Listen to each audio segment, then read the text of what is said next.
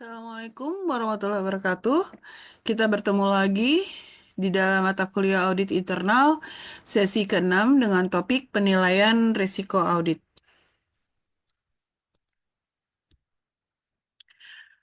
Ketika kita di sesi 4 kita berbicara mengenai KOSO dan saat ini kita juga masih berbicara mengenai lanjutan dari filosofi KOSO. Salah satunya dikatakan di sini bahwa risk assessment merupakan hal penting bagi manajemen dan auditor. Sehingga tentu saja auditor internal harus memasukkan hasil dari risk assessment ke dalam audit program untuk memastikan bahwa kontrol yang dibutuhkan memang diterapkan untuk mengurangi risiko. Teman-teman juga harus paham ya bahwa perkembangan audit internal saat ini di Indonesia sudah menggunakan risk-based audit. Sehingga kalau kita akan melakukan audit kepada divisi-divisi di dalam suatu perusahaan, tentunya berbasis risiko. Jadi, risk assessment harus dilakukan sebelum kita masuk ke dalam proses audit. Dan risk assessment merupakan tanggung jawab integral dan terus-menerus dari manajemen, sedangkan auditor akan memasukkan hasil dari risk assessment tersebut ke dalam audit programnya, ya. Jadi tujuan dari risk assessment di sini adalah membuat bukan membuat ya, tetapi artinya awareness karyawan terhadap beragam risiko yang terjadi di perusahaan dan apa yang menjadi prioritas serta keterbatasan dari daftar risiko-risiko tersebut. Dari tabel eh, yang kita lihat di sini, bagaimana kita melihat bahwa sebetulnya siapa yang dapat memanfaatkan adanya eh, identifikasi risiko yang sudah ada di perusahaan. Kita lihat ya. Internal audit itu sesuai dengan Statement of Internal Audit Standard nomor 9 tahun 91 tentang risk assessment. Di sini akan menghubungkan audit plan dengan risk dan exposure-nya. Sedangkan practice advisory berisi metode-metode rinci aktivitas audit, misalnya ya daftar isi, jadwal pekerjaan audit, pendekatan audit, pelaksanaan audit, pelaporan dan evaluasi. Ini juga dikaitkan dengan pengendalian internal yang terjadi di perusahaan. Tadi sudah saya jelaskan bahwa memang perkembangan audit internal di Indonesia sekarang adalah audit berbasis risiko. Konsep dari RBA ini awalnya diobservasi dan dianalisis pengendaliannya dulu, baru berlanjut ke risk assessment yang berkaitan dengan operasional perusahaan atau entitas dan akhirnya ke penentuan apakah aktivitas ini sudah sesuai dengan tujuan organisasi. Jadi kalau kita berbicara risk management ada practice advisory di 2100-4 di mana peran audit internal dalam organisasi tidak memiliki proses risiko manajemen tetapi yang memiliki adalah si user itu sendiri. Kemudian Practice Advisory 2110-1 di mana penilaian kecukupan proses risk management harus diperoleh. Nah, sedangkan untuk external audit itu sudah diatur oleh ACPA dalam beberapa aturan. Ya, kalau kita berbicara tentang audit risk, maka yang kita bicarakan di sini adalah risiko bahwa auditor mungkin secara tidak sengaja gagal dalam memodifikasi dengan layak pendapatnya atas laporan keuangan ataupun kepatuhan dalam operasional yang dilakukan di dalam perusahaan.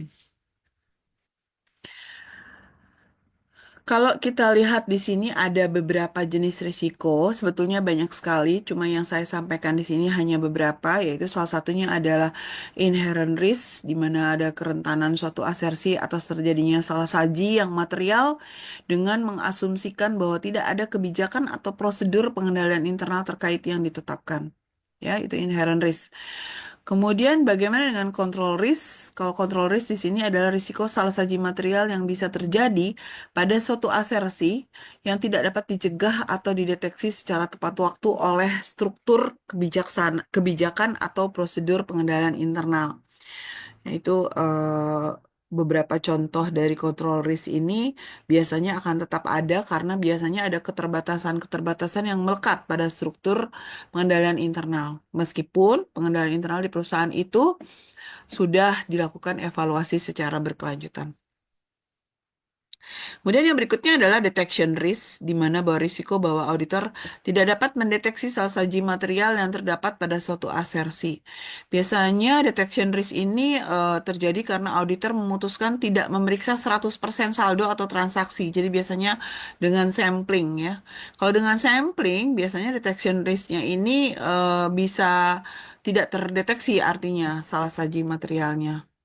Nah, kemudian ada beberapa pernyataan terkait risiko kalau kita kaitkan dengan apa yang sudah kita baca sebelumnya bahwa organisasi memang harus mengevaluasi dan mengidentifikasi risiko-risiko yang terjadi di perusahaan. Beberapa organisasi bahkan telah membuat daftar pertanyaan yang akan digunakan oleh auditor internal dalam merencanakan penugasan. Agar apa? Agar bisa lebih efisien dan efektif dalam melakukan proses auditnya. Nah, sedangkan kita tahu bahwa saat ini kita juga sudah banyak terbantu dengan banyaknya eh, data teknik teknologi informasi ya. Nah, teknologi informasi di sini ada risikonya juga. Di mana kalau kita lihat bahwa sistem komunikasi informasi komputer ke komputer yang saling terhubung untuk dokumen-dokumen bisnis yang terstandarisasi ini bisa terdampak dengan resiko-resiko sebagai berikut ya, tercurinya akses informasi, hilangnya integritas data, kurang lengkapnya transaksi, tidak tersedianya sistem di EDI ya, kemudian ketidakmampuan untuk mengamankan transaksi dan kecurangan atau kekurangan dalam pedoman-pedoman hukum yang tidak masuk di dalam teknologi informasi yang dibuat untuk perusahaan, ya. Sehingga kalau kita berbicara adanya kekurangan-kekurangan tersebut, maka terdapat risiko kecurangan.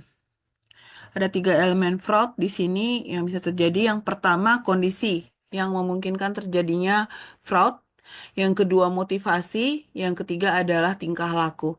Jadi tiga hal ini dapat memicu terjadinya fraud. Meskipun saat ini memang teori untuk fraud itu sendiri sudah berkembang menjadi ada lagi yang namanya Pentagon ya, Pentagon teori. Jadi itu juga lebih banyak lagi elemen fraud yang bisa memicu fraud. Kalau yang ini kan yang ditampilkan di mata kuliah ini yang saat ini saya tampilkan adalah triangle ya. Jadi hanya tiga elemennya. Tapi sebetulnya saat ini sudah berkembang dan lebih banyak lagi. Kemudian tujuan pengendalian internal itu sendiri memiliki tiga tujuan utama, yaitu efektivitas dan efisiensi operasi, kemudian keandalan dan ketaatan atau compliance. Dalam manajemen risiko sudah dijelaskan di Practice Advisory nomor 2110-1 bahwa penilaian kecukupan proses risk management itu diperlukan untuk mempelajari strategi dan aktivitas usaha agar dapat diidentifikasi, kemudian dapat menentukan tingkat risikonya, kemudian dapat merancang bagaimana audit itu akan dilakukan serta bagaimana eh, aktivitas-aktivitas pengawasan berkelanjutan itu dilaksanakan secara periodik, ya. Ada beberapa metode analitikal yang biasa dipakai. Yang pertama adalah pembuatan bagan alir atau flowchart. Yang kedua, kuesioner pengendalian internal. Yang ketiga, analisis matriks. Yang keempat, metodologi ekstraktif Koso. Dan yang kelima, metode Courtney. Lebih banyak praktek yang dilakukan saat ini adalah pada pembuatan bagan alir dan kuesioner pengendalian internal. Tapi ujung-ujungnya juga ketika kita menggunakan metode analitikal, memang kita harus melakukan analisis matriks atas apa yang sudah kita temukan di dalam di dalam pembelajaran ketika kita sudah mengaudit divisi-divisi tersebut. Nah, ini adalah langkah-langkah ketika kita melakukan survei pendahuluan. Mulai dari studi awal ya sampai dengan anggaran surveinya harus dibuat juga. Kemudian kenapa anggaran survei harus dibuat? Karena kita harus juga menghitung sebetulnya berapa audit internal atau auditor yang diperlukan di dalam melakukan proses audit tersebut. Nah, studi awal yang dilakukan oleh auditor internal tentunya adalah penelaahan atas kertas kerja audit tahun sebelumnya. Jadi kalau tahun sebelumnya sudah diaudit divisi tersebut, maka kita harus pelajari apakah hasil-hasil audit sebelumnya itu sudah di follow up, sudah di closing, dan lain sebagainya ya. Jadi temuan-temuan audit sebelumnya itu menjadi sebuah kerangka awal sebelum seorang auditor internal masuk ke divisi tersebut. Jangan sampai, kenapa kita menganggap bahwa temuan audit tahun lalu itu penting? Jangan sampai audit yang dilakukan pada tahun tersebut ada menemukan temuan audit yang berulang. Kemudian perlu diatur, dibuat jadwal dengan calon auditi ya, menyampaikan tujuan, ruang lingkupnya, kemudian harus disampaikan juga komunikasinya bahwa apa yang akan dilakukan, kapan, jadwalnya, berapa orang yang akan datang. Nah, itu semua harus harus dijelaskan pada saat pertemuan dengan calon auditi. Ya, berkomunikasi dan cara mengemukakan seorang auditor juga menentukan kesuksesan seorang auditor dalam melakukan proses auditnya.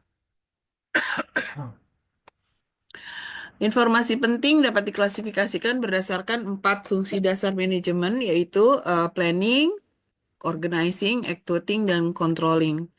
Jadi ketika kita melakukan observasi, kita harus menentukan dulu tujuan, sasaran, dan standarnya. Jadi pada saat kita berbicara audit internal, maka yang kita bicarakan adalah effective management oriented. Bukan hanya memeriksa laporan keuangan, tetapi lebih kepada kepatuhan dan lain sebagainya.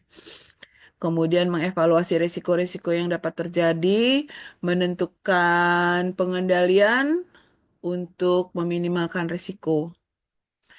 Kemudian menilai gaya manajemen style terkait aspek perilaku manusia. Contohnya misalnya dalam satu divisi terdapat mutasi yang terus-menerus atau sering sekali. Nah, itu kita harus waspada ya, teman-teman.